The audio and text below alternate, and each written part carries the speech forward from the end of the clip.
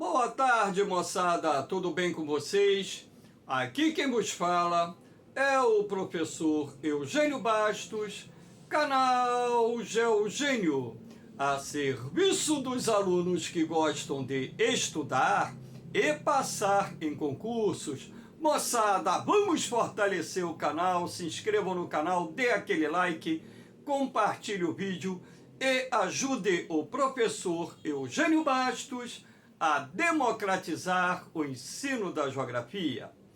Moçada, no nosso encontro de hoje, eu irei falar sobre o ciclone extratropical que atingiu o sul do Brasil no último dia 12 e também dia 13 de julho.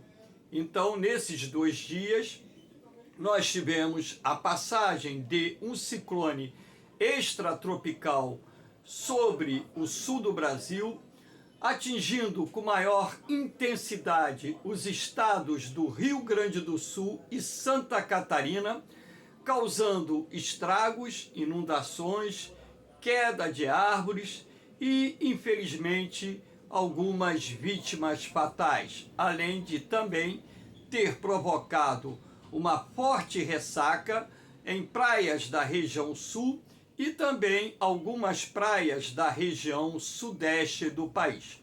Espero que vocês gostem do nosso encontro.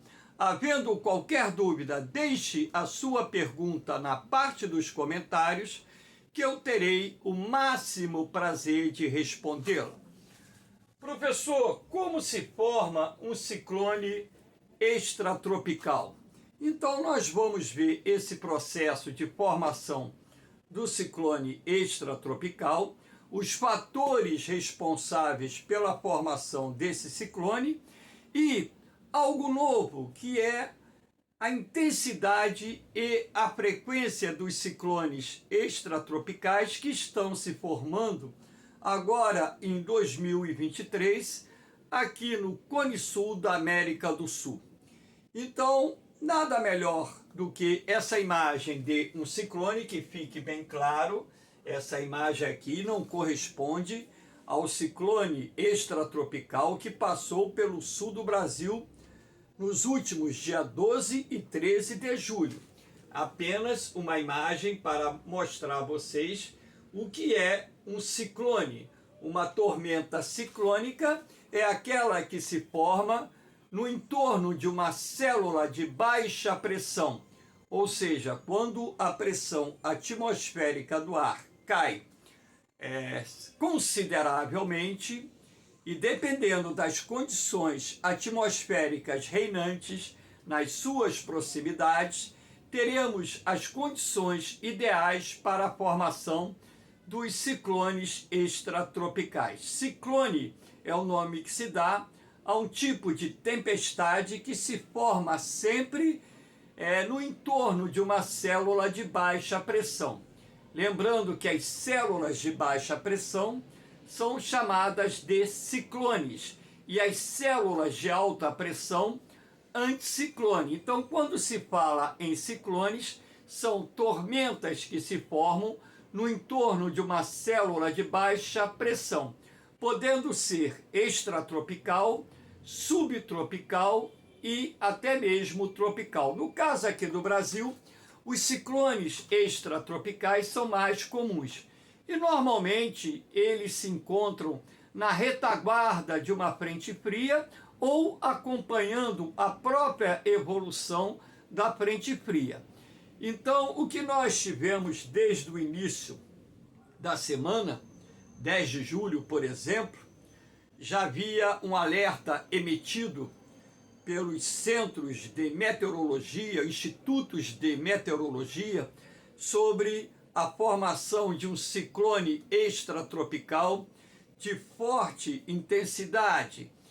E a previsão indicava que esse ciclone iria se formar entre terça e quarta-feira, como de fato acabou acontecendo. Existem, claro, modelos matemáticos, modelo europeu, modelo canadense, o modelo americano, enfim. E esses modelos matemáticos que são utilizados por meteorologistas permitem antever a formação desses ciclones extratropicais, assim como outros tipos de eventos meteorológicos. Então, isso é importante na medida em que permite às autoridades dos municípios, dos estados e até mesmo do governo federal tomar medidas para mitigar os efeitos da passagem de um ciclone extratropical ou qualquer outro tipo de ciclone. Então, por que nós estamos tendo uma frequência muito grande de ciclones extratropicais com intensidade que a gente pode considerar fora dos padrões normais? Primeira coisa que vocês têm que ter em mente é que os ciclones extratropicais são comuns. Nós estamos no período do inverno, outono e inverno, são as duas estações do ano onde esse evento se torna mais frequente aqui no hemisfério sul. E como o Brasil tem a maior parte do seu território localizado no hemisfério sul e uma parte do território brasileiro se encontra na zona extratropical, daí o termo ciclone extratropical, porque ele se forma abaixo do trópico de Capricórnio.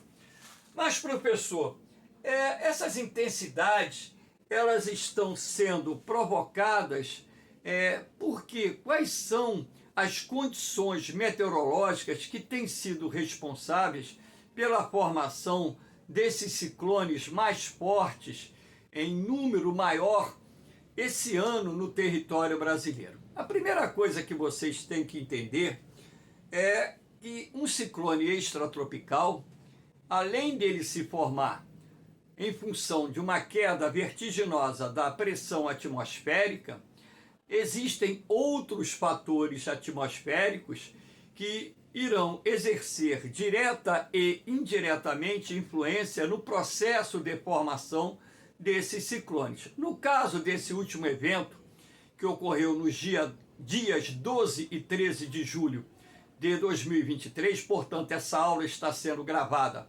sábado, dia 15 de julho, se deve a esses seguintes fatores que eu vou mencionar aqui.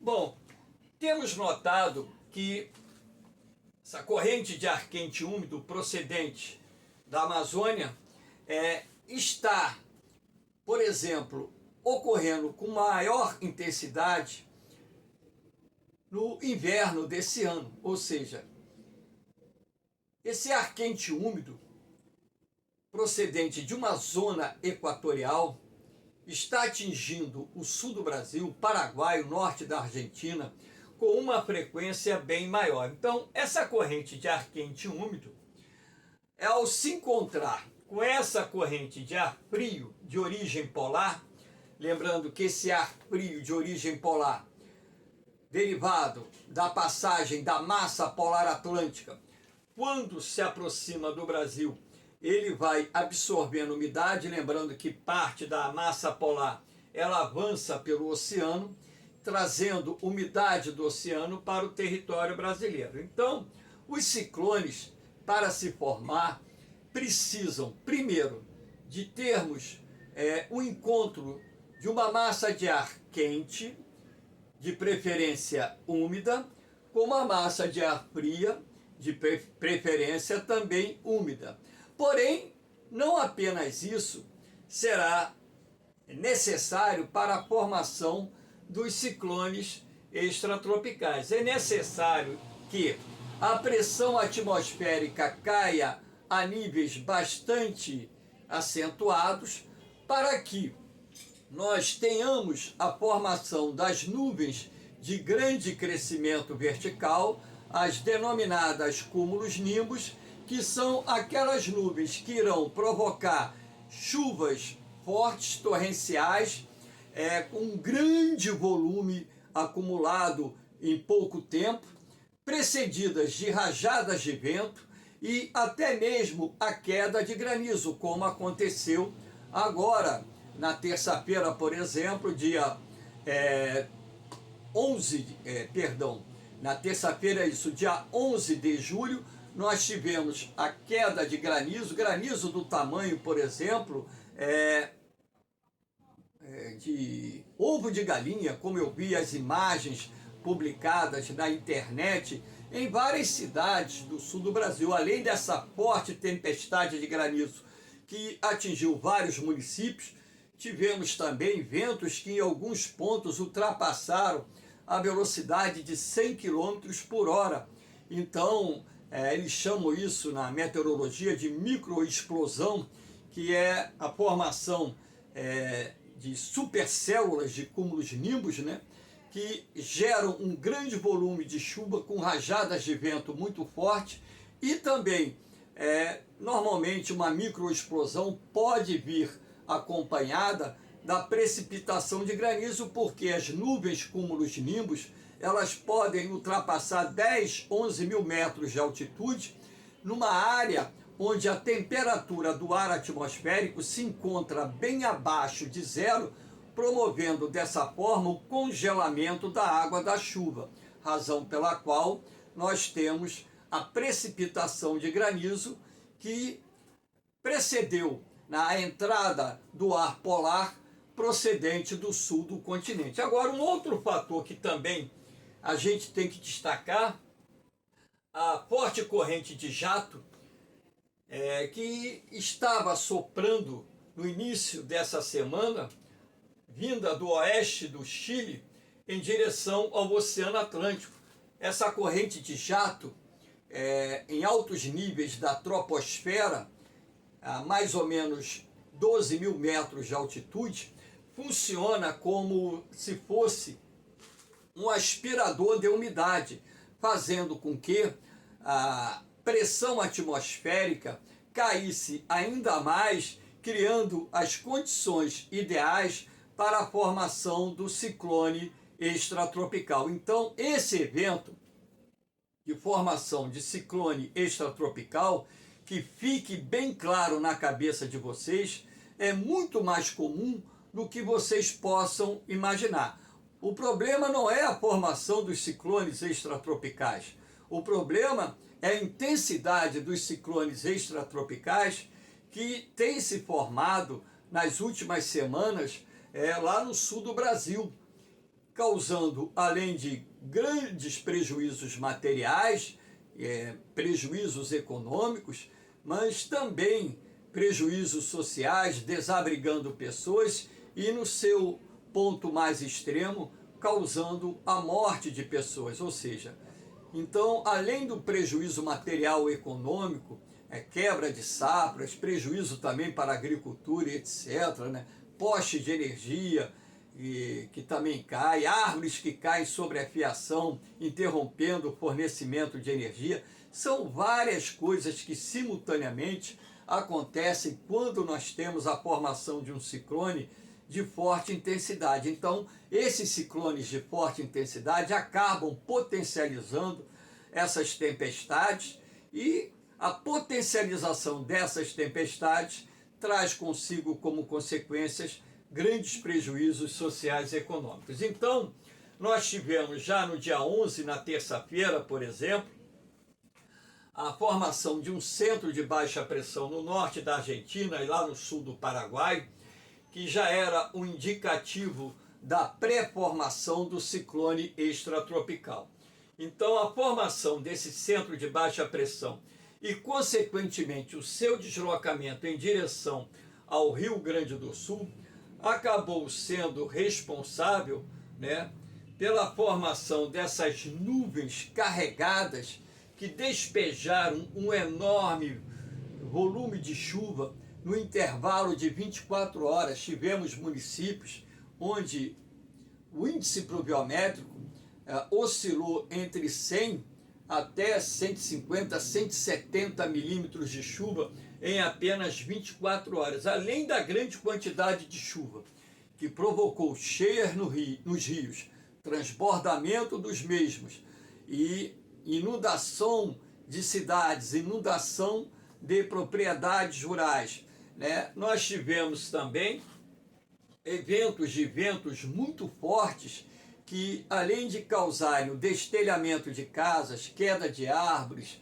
né, interrupção do fornecimento de energia, em alguns casos até derrubando galpões, derrubando casas, nós tivemos a formação desse ciclone com uma intensidade fora dos padrões normais, e isso acabou gerando mais uma vez enormes prejuízos para inúmeros municípios do sul do Brasil, principalmente do Rio Grande do Sul e Santa Catarina. Aqui vocês podem ver que essa seta ela está girando nesse sentido da direita, porque no hemisfério sul os ciclones eles giram no sentido horário e no hemisfério norte eles giram no sentido anti-horário. Então vocês podem perceber essa seta aqui girando nesse sentido.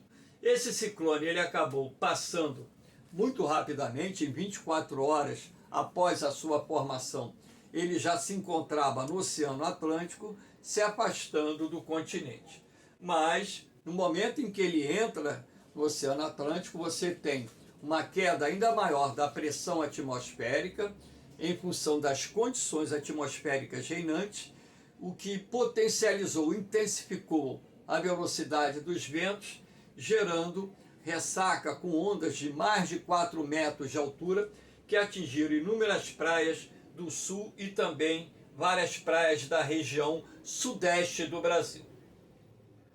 Aqui nós temos, para que vocês possam ver, essa imagem de satélite, mostra aqui, essa seta com a linha amarela, é a corrente de jato de altos níveis que estava soprando no início dessa semana no sul do Brasil, passando pelo centro do Chile, norte da Argentina, pegando parte do Uruguai, Paraguai e passando pelo sul do Brasil.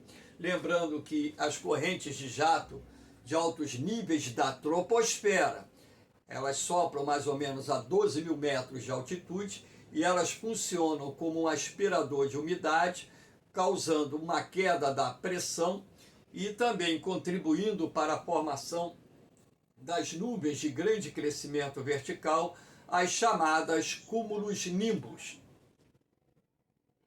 Aqui nós temos um outro fator que é muito importante que vocês memorizem isso, porque nós temos no ano de 2023 algo atípico acontecendo no Oceano Atlântico. Em boa parte do Oceano Atlântico a temperatura está acima dos padrões normais. E aqui no litoral sul do Brasil, repare aqui, ó, aqui você tem até o estuário do Prata, aqui você tem o Rio Grande do Sul, as lagoas dos Patos, Mirim. Você pode ver que a temperatura da água do mar aqui está entre 2 e 3 graus e, dependendo da área, até mais do que isso, acima dos padrões normais para essa época do ano. Mas, professor, o que tem a ver a temperatura da água do mar com a intensificação de uma tormenta ciclônica? Você tem que perceber o seguinte: a partir do momento em que a água do mar está mais aquecida, você concluirá que teremos uma maior transferência de energia, ou seja, irradiação de calor para a atmosfera. E também teremos uma maior evaporação. Ora, se o ar, em função da elevação da temperatura das águas oceânicas, ele fica mais úmido, ora, a partir do momento em que você tem a formação ou o surgimento de uma tormenta ciclônica, cria-se ali as condições ideais para a potencialização ou intensificação das nuvens cúmulos nimbus, que irão criar as chamadas supercélulas, que por sua vez irão despejar uma grande quantidade de chuva em pouco tempo, precedidas ou acompanhadas de fortes rajadas de vento, descargas elétricas e, em muitos casos, até mesmo acompanhadas da precipitação de granizo, ou seja, pedras de gelo.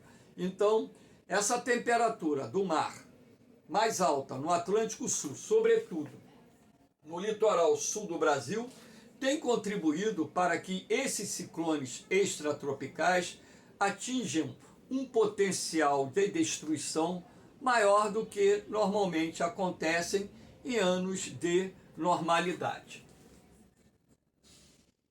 Aqui nós temos um outro fator que é importante que vocês tenham em mente, é a formação do El Niño. Mas, professor, o que tem a ver o El Niño com a potencialização, a intensificação dos ciclones extratropicais.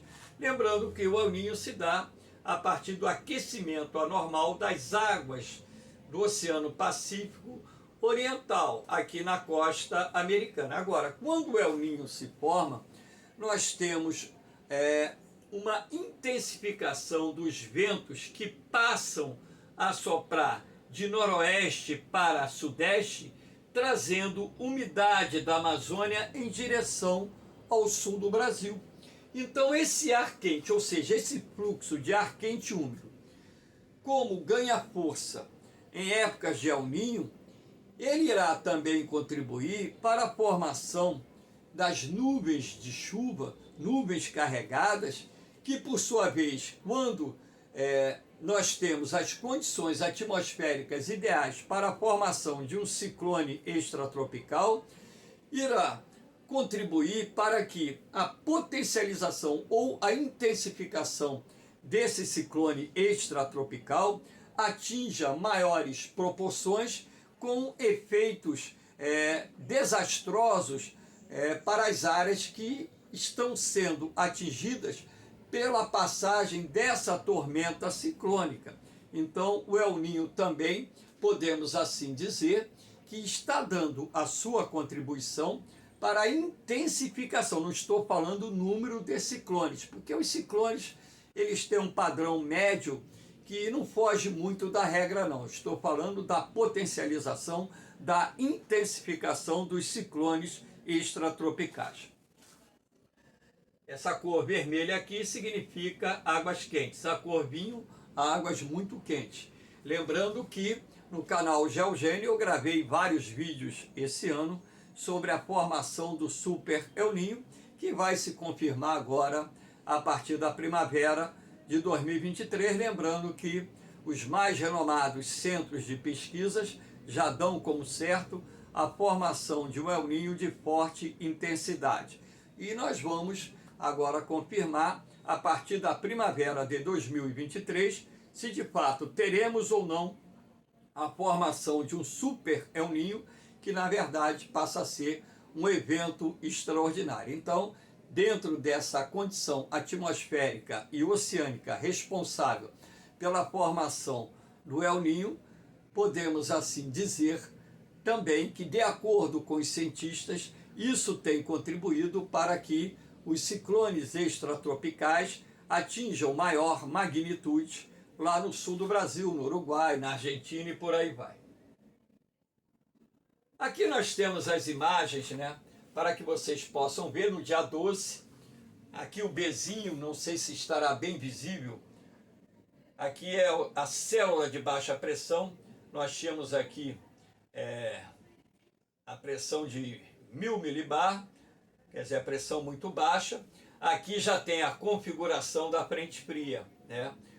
Repare que no dia 12 esse centro de baixa pressão já estava passando ali, o olho do ciclone já estava passando ali nas imediações de Porto Alegre e já estava entrando no oceano, criando as condições ideais para que o ar frio, olha aqui o centro de alta pressão, cruzando aqui a Cordilheira dos Andes. Então aqui você tinha o ar bem gelado, né, que foi se deslocando na direção nordeste. Isso aqui é no dia 12. Agora repare que no dia 13, como esse ciclone passou muito rapidamente, aqui o centro de baixa pressão onde está, já está no oceano, já relativamente afastado do continente, né? E aqui o centro de alta pressão já estava se aproximando do Uruguai. Essa parte branca bem tênue que está aqui, né, é o ar de origem polar, o ar muito gelado, que inclusive provocou a queda da temperatura bem acentuada não só na Argentina, Uruguai, Paraguai, estados da região sul, Mato Grosso do Sul, também aqui no sudeste, né, São Paulo, Rio de Janeiro, Minas Gerais. Esse ar frio chegou lá no centro-oeste, chegou em Rondônia, levando o fenômeno da friagem lá para o sudoeste da Amazônia.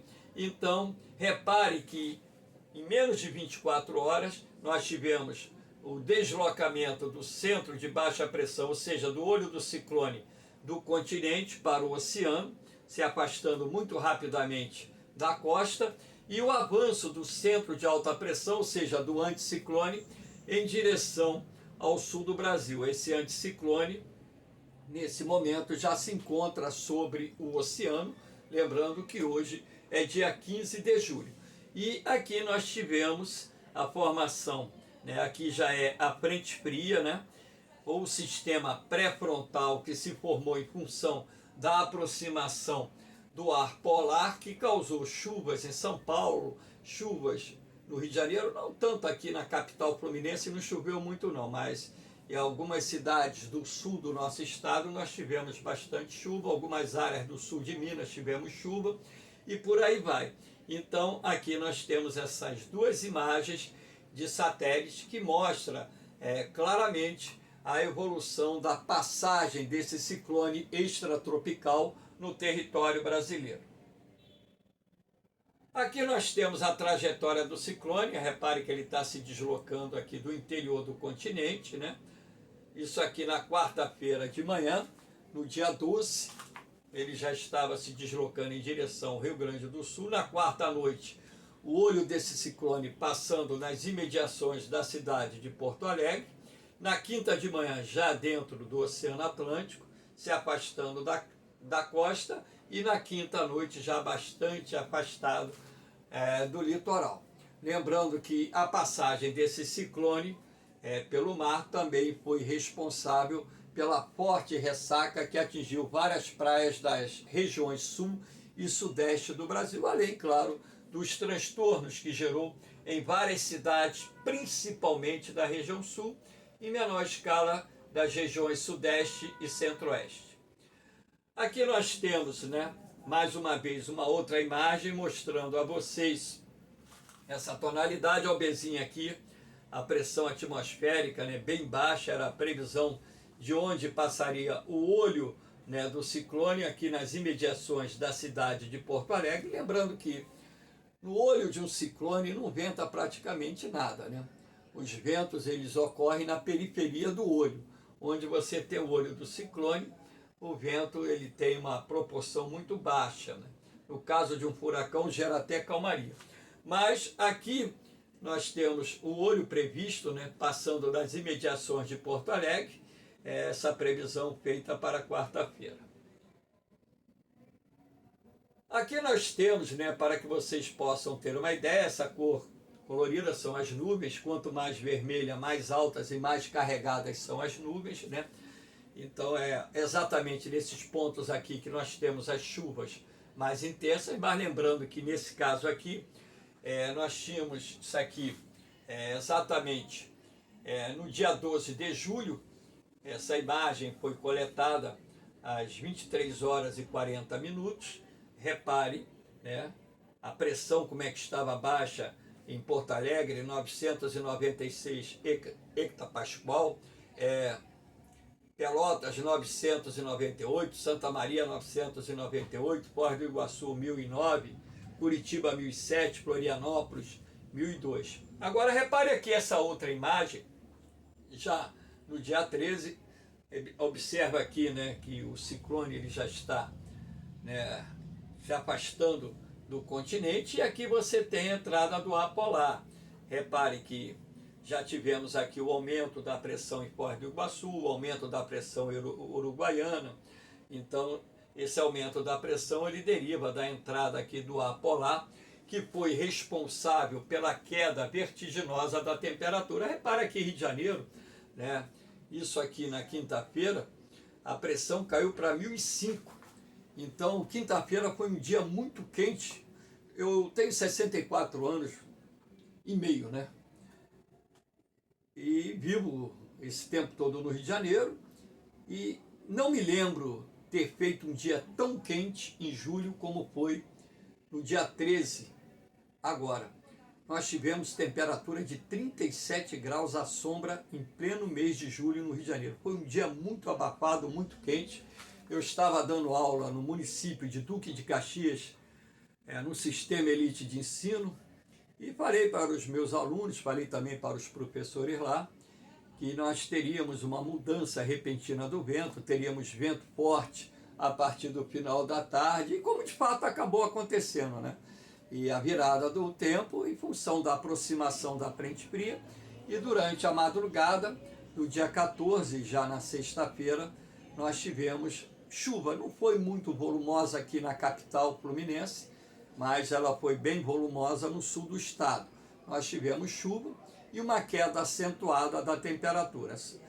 Na sexta-feira fez frio, né? Não foi aquele frio intenso, aquele frio muito rigoroso que eu já vi aqui na cidade fluminense, na capital do Rio de Janeiro, mas fez frio. Hoje, no sábado, o tempo está bom, parcialmente nublado, a temperatura já está subindo, uma máxima prevista para 25 graus, e já no início da próxima semana nós teremos talvez temperaturas acima de 30 graus, que aliás, o mês de junho, por curiosidade, foi o mês mais quente que eu vi na cidade do Rio de Janeiro até então.